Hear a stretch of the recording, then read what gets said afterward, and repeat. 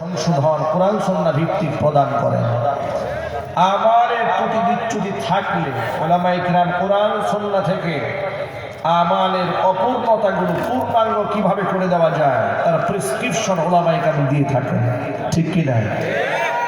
এক একটা মাহফিল এক একটা এলাকার জন্য আল্লাহ পাকের পক্ষ থেকে বিরাট নিয়ামত এবং রহমত। একটি এলাকার মধ্যে যদি কোনো গানের মঞ্চ সাজে গোটা এলাকা নোংরা হয়ে যায়, তার একটা বাজে প্রভাব এলাকার মধ্যে পড়ে যায়।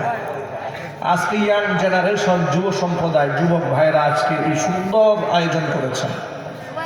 আপনারা দেখেছেন কোরআনের মাহফিলটাকে তারা কতটা ভালোবেসে সাজিয়েছেন। তাদের স্টেজ, প্যান্ডেল শৈল্পিক সৌন্দর্য মণ্ডিত করে তারা সাজিয়েছেন। তাদের ভালোবাসায় কোনো ত্রুটি নাই। কোরআনের আয়োজনকে যারা এত মুনাব্বার করতে পারে, আল্লাহ পাক যেন তাদের জিন্দেগিটাকে এভাবেই মুনাব্বার এবং আলোকিত করে দেন। তাদের পিতামাতার জিন্দগির গুনার খাতা আল্লাহ মাফ করে দেন।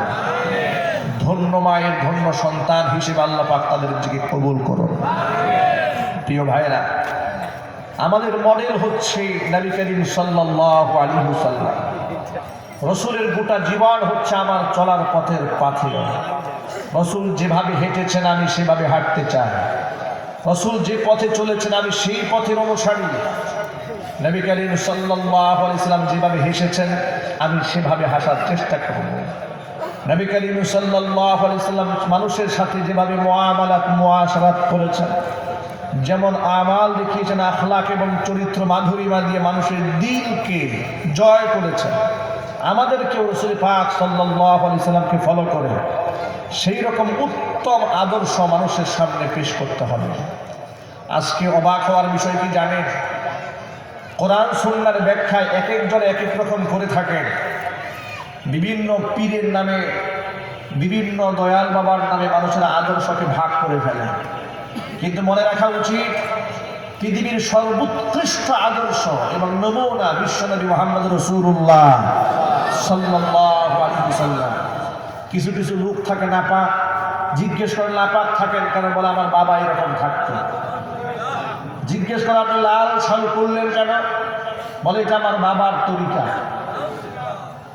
আপনি জটলা বাঁধছেন কেন?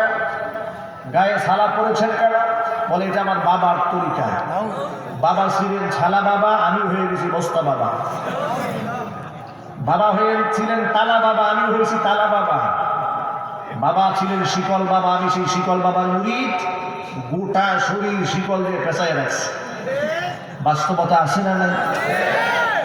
সিলেটে এক সাংবাদিক এইরকম একটা ভবের পাগলকে ধরেছে।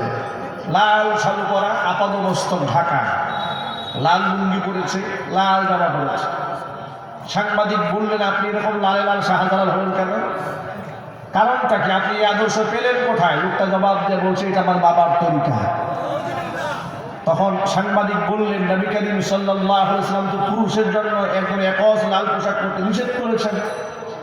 তার বাবা বলল দেখে আপনি করবেন, কারণটা কি? রাসূলের আদর্শের ভিন্ন যদি কোনো আদর্শ, বাবার আদর্শ থাকে, সেটা কি মুসলমান গ্রহণ করতে পারে? যদি বলতে হবে পারে, পারে না। নবী করিম সাল্লাল্লাহু আলাইহি ওয়াসাল্লামের আদর্শের নমুনা শুধু দাড়ি আর টুপি নয়। দাড়ি টুপির মধ্যে আমরা সুন্নত খুঁজি, কিন্তু ব্যবহারের মধ্যে আমরা সুন্নত খুঁজি না। আমাদের আচরণে এত বাজে, রুক্ষ মেজাজ, বদ মেজাজ, এমনকি বড় বড় টুপি দাড়িওয়ালা, জুব্বাওয়ালা, আত্ম অহমিকা, গরিমা, হিংসা এত বেশি, তার কাছে গিয়ে মানুষ মুসাফা করতেও সাহস পায় না। বলে বিরাট বড় হুজুর, তার কাছে যাওয়া যাবে না, অনেক বড় হুজুর, পীর দস্তগীর, 30 জনে পা টিপতেছে, 40 জনে মাথা টানতেছে। আমি এক মাহফিলে গেলাম, সেখানে দেখি খাস কামরায় এক পীর সাহেব শুয়ে আছে। রুমের মধ্যে ঢুকলাম, ঢোকার সময় তারা আমার জন্য আলাদা বিছানা করেছেন বসার জন্য, আর ওনার জন্য আলাদা বিছানা করেছেন। ঢোকার সময় আমাকে বলতে, হুজুর তো আওয়াজ করা যাবে না, এই পীর সাহেব খুব গরম পীর সাহেব। আমি বললাম, আরে বাবা, আমরা এত দূর থেকে মেহমান হয়ে আসছি, একটু কথোপকথন হবে, আমাদেরকে চা লাগবে, পানি লাগবে, ফ্রেশ হব। বললেন যে এই পীর সাহেব বড় গরম পীর সাহেব, খুব জ্বালানি তবিয়তে, জ্বালানি মেজাজে। আমি বললাম এই পীর আমি মানি না। যে পীরের মধ্যে রসুলের আদর্শ থাকবে না সে কোনোদিন পীর হতে পারে না। আমার নবীজি জ্বালানি মেজাজে ছিলেন না। কোরআন মাজিদে রাসূল পাক সাল্লাল্লাহু আলাইহি সাল্লামের চরিত্রের প্রশংসা করেছেন স্বয়ং আল্লাহ। আল্লাহ রাব্বুল আলামিন বলেন, ওয়া ইন্নাকা লাআলা খুলুকিন আযীম। নবীজি আপনি ছোটখাটো চরিত্রের উপর নন, আপনি মহান চরিত্রের উপর প্রতিষ্ঠিত আছেন। আল্লাহ নবী সাল্লাল্লাহু আলাইহি সাল্লামের ব্যাপারে আল্লাহ পাক কোরআন মাজিদের মধ্যে বলেন, ফাবিমা রাহমাতিন মিনাল্লাহি লিনতা লাহুম ওয়ালাউ কুনতা ফাযযান গালিযাল কলবি লানফাদ্দু মিন হাওলিক। আমি আল্লাহর দয়া এবং করুণায় আপনার মনটা এত নরম, মানুষের সাথে যে আপনি কোমল আচরণ করেন, আপনার চরিত্রের মধ্যে মধুটা আমি দিয়ে দিয়েছি, এই নমনীয়তা আমি আল্লাহ পাক দান করেছি। এটা আমার দয়া, এটা আমার করুণা। ওয়ালাউ কুনতা ফাযযান, যদি আপনার ব্যবহার খারাপ হতো, আপনি যদি রূঢ় আচরণের অধিকারী হতেন, আপনি যদি কর্কশ ভাষী হতেন, আর আপনার মনটা যদি নরম না হয়ে শক্ত থাকতো, যে মানুষগুলো আজকে আপনার জন্য জীবন দিতে প্রস্তুত, এই মানুষগুলা জীবন তো দিতই না। লানফাদ্দু মিন হাওলি, এরা আপনার ভয়ে আপনা থেকে বিচ্ছিন্ন হয়ে যেত। নবী করিম সাল্লাল্লাহু আলাইহি সাল্লামের আদর্শের মধ্যে ছিল নমনীয়তা, রুক্ষতা কিংবা কর্কশ কোন আচরণ রাসূল পাক সাল্লাল্লাহু আলাইহি ওয়াসাল্লামের মধ্যে ছিল না। এই জন্য সকল মুসলমানকে মডেল হিসেবে মেনে নিতে হবে বিশ্বনবী মুহাম্মদ রাসূলুল্লাহ সাল্লাল্লাহু আলাইহি ওয়াসাল্লামকে। সূরা আহজাবের মধ্যে আল্লাহ পাক বলেন, লাকাদ কানা লাকুম ফি রাসূলিল্লাহি উসওয়াতুন হাসানাতুল লিমান কানা ইয়ারজুল্লাহা ওয়াল ইয়াউমাল আখির ওয়া যাকারাল্লাহা কাসীরা। যারা আমি আল্লাহকে আশা করে, পরকালে মুক্তি যারা কামনা করে, তাদের জন্য আমার রাসূলের মধ্যে রয়েছে উত্তম আদর্শ। আমার রাসূলকে দেখে দেখে তারা হাসতে শিখবে, আমার রাসূলকে দেখে দেখে তারা কথা বলতে শিখবে, আমার রাসূলকে দেখে দেখে তারা হাঁটতেও শিখবে। জোরে জোরে বলেন সুবহানাল্লাহ। আমার রাসূলকে দেখে তারা মুআমালাত শিখবে, মুআশারাত শিখবে। হুজুরকে দেখে শুধু নামাজ নয়, রাসূলকে দেখে গোটা জিন্দেগি শিখে নিতে হবে। নবী যেমন নামাজ পড়েছেন সেভাবে নামাজ পড়বো, যেভাবে দাড়ি রেখেছেন সেভাবে দাড়িও রাখবো, যেভাবে পাগড়ি বেঁধেছেন সেভাবে পাগড়িও বাঁধবো, যেভাবে রাসূল তার স্ত্রীদের সাথে ব্যবহার করেছেন সেইভাবে ব্যবহার করতে হবে। এই জন্য সুন্নতি দাড়িওয়ালা জুব্বাওয়ালা যেমন হতে হবে, সুন্নতি স্বামীও হতে হবে, সুন্নতি রাজনীতিবিদ হতে হবে, সুন্নতি বিচারক হতে হবে, সুন্নতি নেতা হতে হবে। দাড়ি টুপির মধ্যে শুধু সুন্নত খুঁজলে হবে না, গোটা জিন্দেগির মধ্যে নবীজির সুন্নত তালাশ করে নিতে হবে। কথা বলেন ঠিক কি না? আজকাল সমাজে আমাদেরকে মেসেজ দেওয়া হচ্ছে সীমাবদ্ধ ইসলামের, ইসলামটাকে চার দেয়ালে বন্দি করে রাখা একটা থিম বুদ্ধিজীবীদের মাধ্যমে ইলেকট্রনিক্স মিডিয়া, প্রিন্টিং মিডিয়াতে প্রচার করা হচ্ছে। এমনকি ইদানিং কিছু নেতাদের মুখে শোনা যাচ্ছে, তারা স্টেজে উঠে বলতেছে, মানুষকে সবক শিখাচ্ছে, হুজুর আপনারা ওয়াজ করেন, তবে ধর্মের অপব্যাখ্যা করিলেন না। আমার প্রশ্ন হচ্ছে, কোন কথাটা ধর্মের সঠিক ব্যাখ্যা আর কোনটা অপব্যাখ্যা, এটা বুঝার জন্য যে মেজাজ দরকার, ঘিলু দরকার, ইলম দরকার, যোগ্যতা দরকার, সেটা কি ওর মধ্যে আছে? চিল্লায় বলতে হবে আছে। কোনটা সঠিক ব্যাখ্যা, কোনটা ব্যাঠিক ব্যাখ্যা? দুনিয়া দুনিয়ার ক্ষমতা লোভী, নারী লোভী, টাকা লোভী, কোরআন সুন্নাহ সম্পর্কে অজ্ঞ জাহেল মূর্খের কাছ থেকে কোনো আলেম সবক শিক্ষা নিতে পারে না।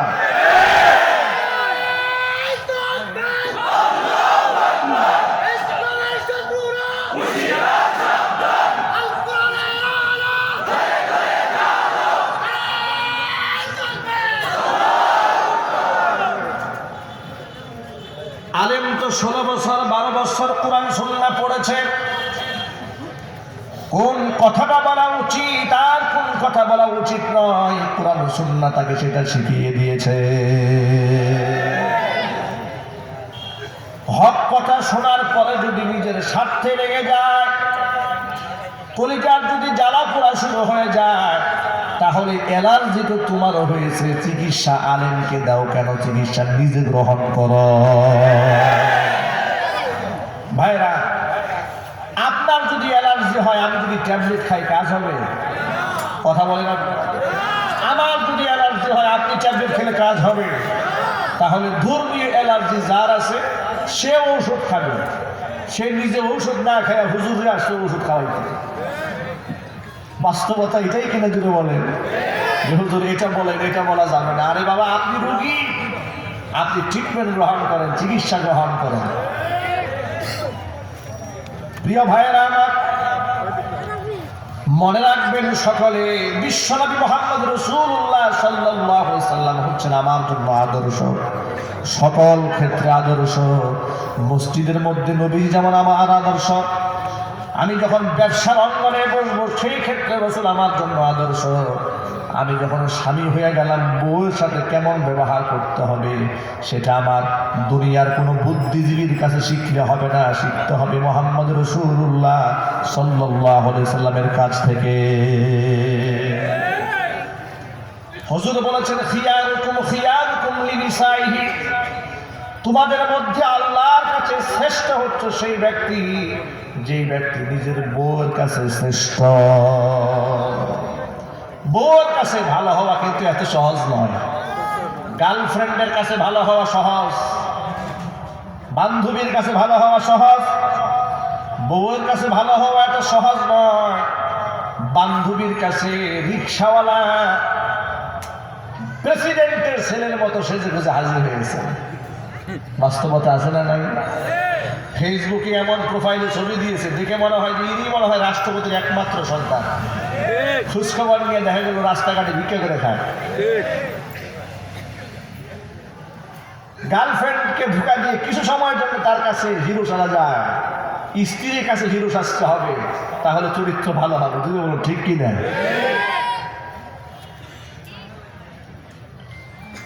দুদিন আগে বাংলাদেশের এক তথাকথিত মিথ্যাবাদী আলেমদের সাথে বেয়াদবিকারী, আলেমের লেবাস ধারী এক ব্যক্তির স্ত্রীর সাথে ফোন আলাপ ফাঁস হয়েছে। জোরে কোন ঠিক কিনা? এই লোকটা আলেমদেরকে যে কত ব্যঙ্গ করেছে, দেশের জাদ্রেল আলেমদেরকে এই মাহফিল স্টেজে বসে বসে ব্যঙ্গ করেছে। বিশ্বাস করেন, সে যখন এগুলো কথাগুলো বলতো, আমাদের কলিজা ছেলে ফেটে কান্না আসতো। আর মনে মনে ভাবতাম, আহারে, এমন একটা অল্প বয়সের ছেলে এত বড় বড় আলেমদের সামনে এমন বেয়াদবি শব্দ। হেফাজতে ইসলাম বাংলাদেশের অবিসংবাদিত নেতা শাইখুল ইসলাম আল্লামা শাহ আহমদ শফি রাহমাতুল্লাহি আলাইহি নব্বারাল্লাহু মারকাদাহু ওয়া জাআলাল জান্নাতা মাসওয়াহু, সকলেই বলুন আমিন। আল্লাহ পাকের কত বড় ওলি ছিলেন তিনি। যারা কাছ থেকে তাকে দেখেছেন তারা বলতে পারবে, আওয়াবিন, ইশরাক, তাহাজ্জুদ, 5 ওয়াক্ত নামাজ তো আছে, তাসবিহ, তাহলিল, কোরআন তেলাওয়াত, কিতাব মুতালা, ছাত্রদেরকে পড়ানো, এগুলাই ছিল যার চিন্তা চেতনা। আর বাতিলদের বিরুদ্ধে ছিলেন সব সময় সোচ্চার। এমন একজন আল্লাহর ওলি বয়স সন্ধিক্ষণে এসে বয়সের ভারে স্বাভাবিক চলাফেরা করতে পারেননি, ভালো করে বাংলা ভাষাও কথাও বলতে পারতেন না। বুড়ো বয়সে থেমে থেমে একটা একটা শব্দ করে কথা বলতেন, আঞ্চলিক ভাষায় কথা বলতেন, চিটাগাংয়ের ভাষায়। অনেক সময় দেশের বিভিন্ন অঞ্চলের লোকেরা তার ভাষা বুঝতেনও না, কিন্তু তাকে এক নজর দেখার জন্য, তার হাতটাকে একটু স্পর্শ করার জন্য, তার কদমটাকে তার এলাকায় নেওয়ার জন্য লোকেরা হেলিকপ্টার ভাড়া করেছে। গ্রামের কৃষক, শ্রমিক, দিনমজুর থেকে শুরু করে দেশের সর্বোচ্চ পর্যায়ের লোকেরা তাকে ইনভাইট করে এক নজর দেখার জন্য লাখো মানুষ জড়ো হয়েছে।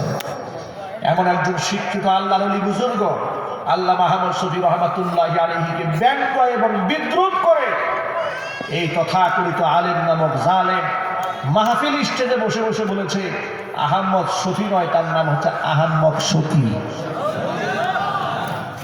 ভাইয়েরা, তিনি শুধুমাত্র আহমদ শফী রহমাতুল্লাহি আলাইহিকে ব্যঙ্গ করেননি।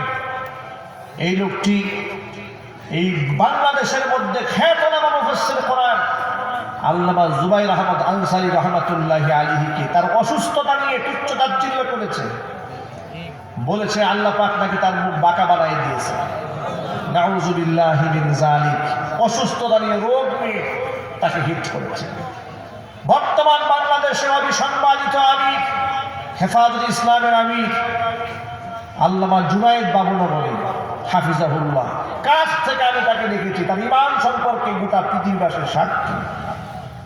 যিনি শারীরিক নির্যাতনের শিকার হয়েছেন, টর্চার হয়েছেন, এত কষ্ট পেয়েছেন, কিন্তু বাতিলের সামনে মাথা নত করেননি। আমি অবাক হয়েছি, কয়েক বছর আগে হাটহাজারী মাদ্রাসার পাশে আমার একটা প্রোগ্রাম ছিল। প্রোগ্রাম শেষে বাবুনগরী হুজুরের রুমেও গিয়েছিলাম, আহমদ শফী রহমাতুল্লাহি আলাইহি তার কাছেও গিয়েছিলাম। বাবুনগরী হুজুরের পাশে বসে রাত 2টোর দিকে, গভীর রাতে হুজুরের খানকায় ঢুকলাম। আমাদেরকে অনেকগুলো নসিহত করলেন। তিনি কারো কাছ থেকে শুনতে পেলেন যে আমি কোরআনের জন্য জেল খেটেছি, 22 দিন কারাবরণ করেছি, মাহফিল স্টেজ থেকে আমাকে ধরে নিয়ে যাওয়া হয়েছিল। এ কথা শোনার পর আমার মাথায় হাত রাখলেন।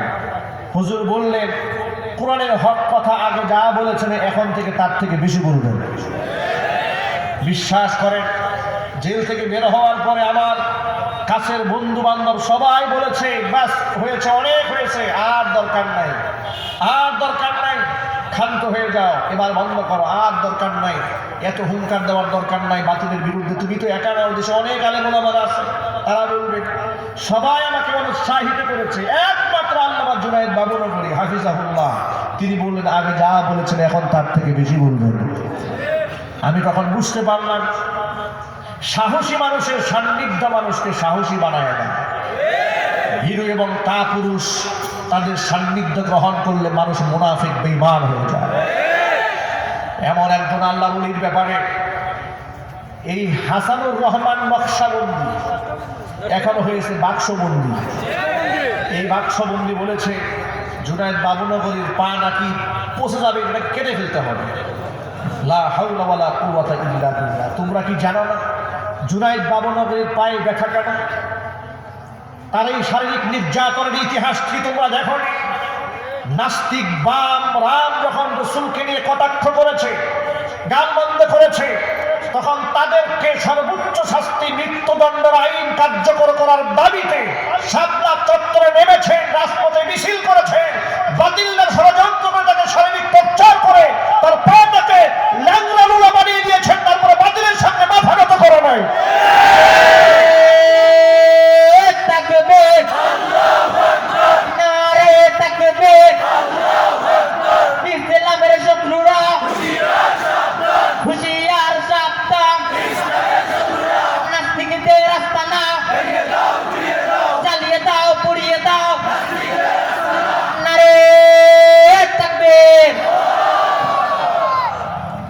এটা নিয়ে এই লোকটা ব্যঙ্গ বিদ্রুপ করেছে, বলেছে তার পা নাকি কেটে ফেলতে হবে, তুচ্ছ-তাচ্ছিল্য করেছে এবং জঘন্য ভাষায় কথা বলেছে। ভাইরা আমার, আপনারা আমার কথার জবাব দিয়া বলেন, আল্লাহর ওলিদের সাথে যে বিয়াদবি হলো, এটা কি আল্লাহ দেখেন নাই? সবাই বলুন, আল্লাহ দেখেননি? হাদিসে কুদসির মধ্যে এসেছে, মান আদালি ওয়ালিয়ান ফাকাদ আযানতুহু বিল হারবি, কোন ব্যক্তি যদি আমার ওলির সাথে দুশমনি করে আমি আল্লাহ তার বিরুদ্ধে যুদ্ধের ঘোষণা দিয়ে দেই। এই লোকের বিয়াদবির ফসলটা দেখেন। বর্তমানে তার অবস্থা এমন হয়েছে, কল রেকর্ড ফাঁস হয়েছে, জাতির কাছে একজন লম্পট এবং চরিত্রহীন হিসেবে ধরা পড়েছে। বউ পিটাবার মামলা হয়েছে, নারী নির্যাতনের মামলা হয়েছে, 4-4টা বিয়ে করছে। বিয়ে করা তো অপরাধ নয়, শরীয়ত তাকে পারমিট করেছে, কিন্তু ফুনালাপটা ফাঁস হওয়ার পরে জাতি বুঝতে পেরেছে স্ত্রীকে যে ভাষায় কথা বলেছে বস্তির মানুষও তার স্ত্রীকে এমন ভাষায় কথা বলে না। আমি তখন বুঝতে সক্ষম হলাম এর কথা শোনার পরে, যে লোকটা ঘরের মধ্যে নোংরা অশ্লীল, সেই লোক যদি স্টেজে বসে সে তার ভালো হয় না। যদি বলেন ঠিক কিনা? এই কথাটা কেন বললাম? খিয়ারুকুম লিনিসাইহি, মনে রেখো তোমাদের বউর কাছে যে ব্যক্তি ভালো সেই ব্যক্তি আমি আল্লাহর কাছে ভালো। চিল্লা করে আল্লাহু আকবার। ছোট্ট একটা উদাহরণ পেশ করি আপনাদের সামনে। আল্লাহর নবী নবুয়ত পাওয়ার 15 বছর আগ পর্যন্ত মা খাদিজাতুল কুবরা রাদিয়াল্লাহু তাআলা আনহার সাথে সংসার করেছেন। কত বছর? 15 বছর। কত বছর?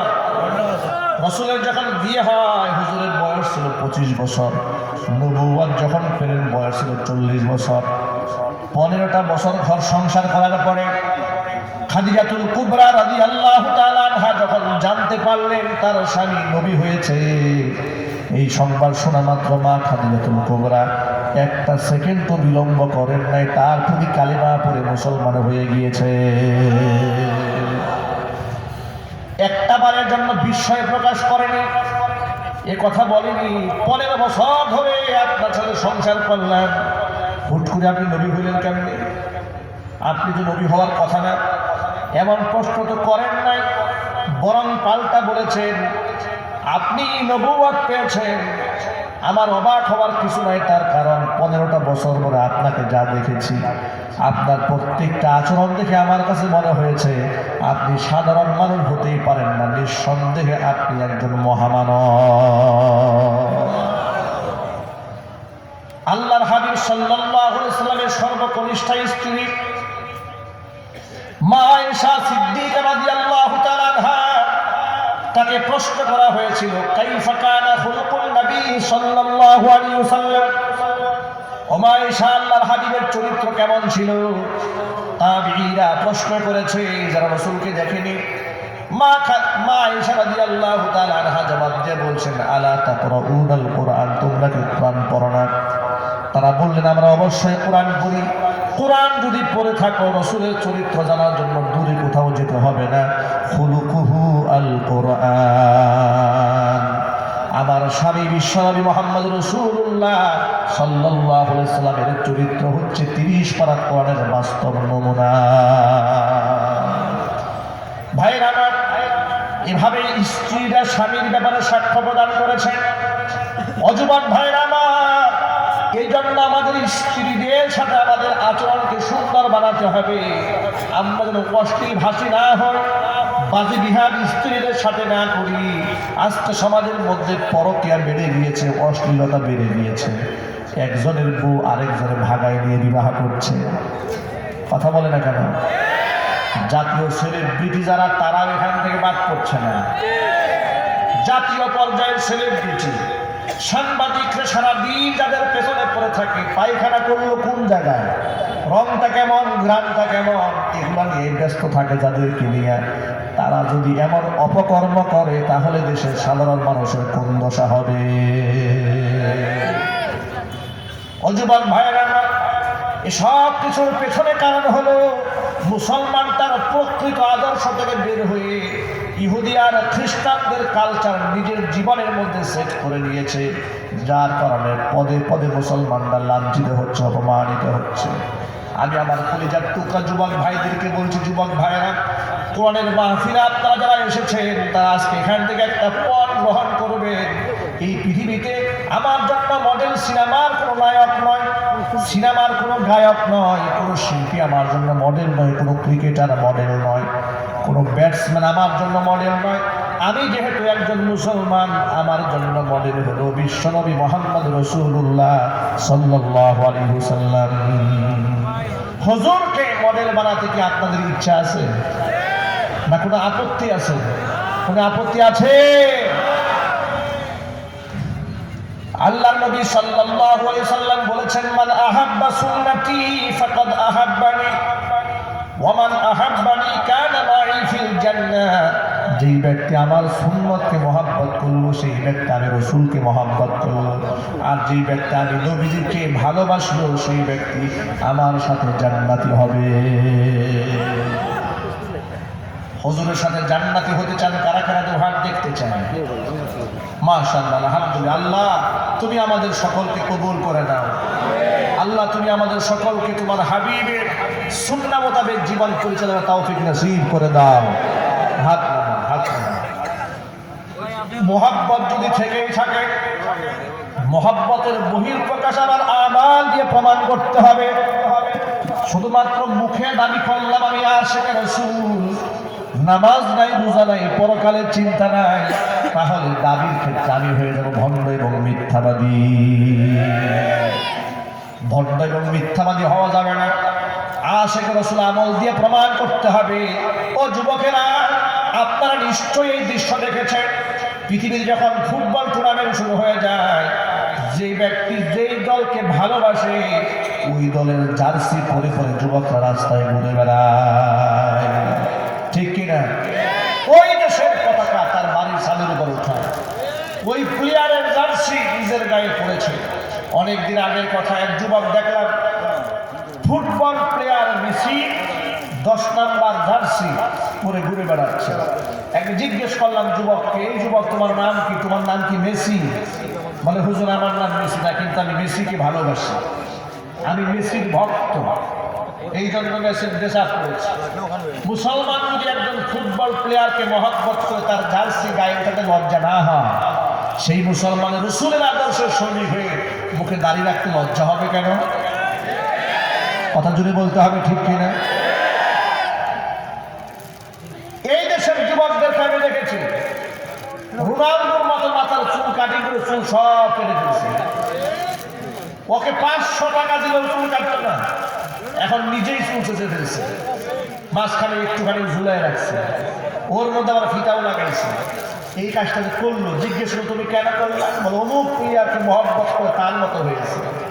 ভাইরা, একটা প্লেয়ারকে মহব্বত করে তুমি তার মতো মাথার চুল কেটেছ। ইদানিং টিকটক যারা করছে এই যুবকদের চরিত্রগুলো দেখে, মাথার চুলের কি দশা, চেহারার কি সুরত, আর আচার আচরণের কি অবস্থা। ব্যবহার দেখে মনে হয় এগুলো উন্মাদ, পাগল, এগুলো পাবনা থেকে কবে ছাড়া পেয়েছে কেউ জানে না।